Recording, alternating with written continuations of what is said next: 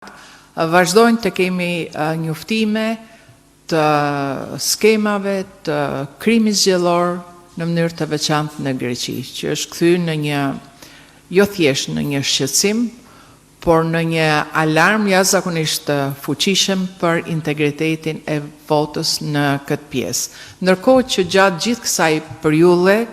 kemi shprehur shqetësimin ton të përcjellur nga qytetarë shqiptarë që jetojnë në Greqi në zona të ndryshme, se ato e kanë të pamundur që të marrin zarfat. Zarfat nuk i shkojnë në shtëpi, dhe ato nuk gjejnë zarfin edhe kur shkojnë tek lokalet ku janë adresuar nën kontraktorët të DHL-s. Pra, ndërkohë që nuk kanë mundësi që të votojnë, të marrin fletën e votimit, këtu në Tiranë vinë kuti të pafundme me fletë votimit të plotësuara. Dhe ajo që po ndodh sot, dje dhe para 3 ditëve është shumë interesante. Në fakt është pikërisht derivati i skemës manipulimit në tërësi të procesit zgjedhor në Greqi, dhe ndodh vetëm për Greqinë, vinë vetëm nga Greqia, kuti të mbushura ndërkohë që njerëzit nuk kanë marrë fletën e votimit dhe zarfin për të votuar, dhe vinë në mënyrë tërësisht e papërfillshme pastaj kuti të tjera nga vendet e tjera nga gjithë bota. Pra, gjithë diaspora është përndar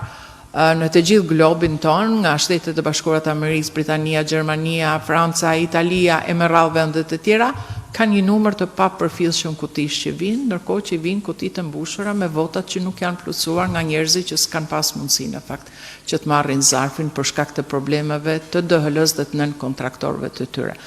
Praktikisht, ajo që kemi thënë dhe kemi dyshuar edhe përpara,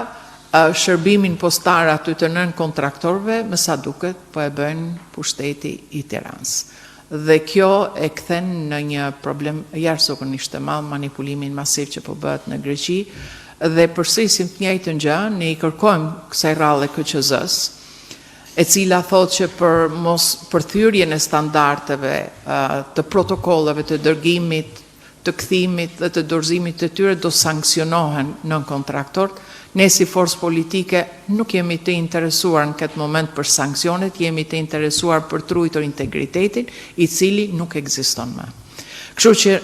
në këto kushte jemi të detyruar që të përsërisim KQZ-s që kutit që vinë nga Greqia të trajtohen në mënyrë të veçantë dhe të mos bashkohen me vendet e tjera, me qenë se ne kemi dyshime të forta, të justifikuara